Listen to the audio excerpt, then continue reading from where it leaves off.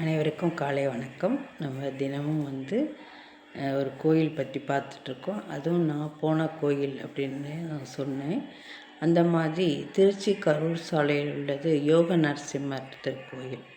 அது எங்கன்னா சிந்தலவாடி யோக நரசிம்மர் திருக்கோயில்னு சொல்லுவாங்க. மிகவும் பழமை வாய்ந்தது. வியாசரால் பிரதிஷ்டை செய்யப்பட்டது அப்படின்னு இருக்கும். பழமையான கோயில்.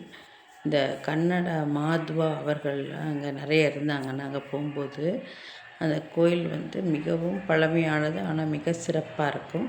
யோக நரசிம்மர், ஆஞ்சநேயர் எல்லாமே இருக்குது அந்த கோயிலில்.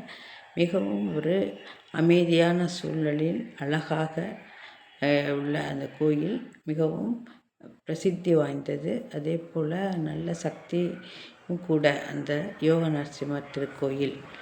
அது திருச்சி கரூர் சாலையில் சிந்தலவாடி யோக நரசிம்மர் திருக்கோயில். அனைவரும் சென்று பார்த்து மகிழுங்கள். அது ரொம்ப கொஞ்சம் உள்ளே இருக்கும், ஆனால் மிகவும் அருமையான திருக்கோயில். நன்றி.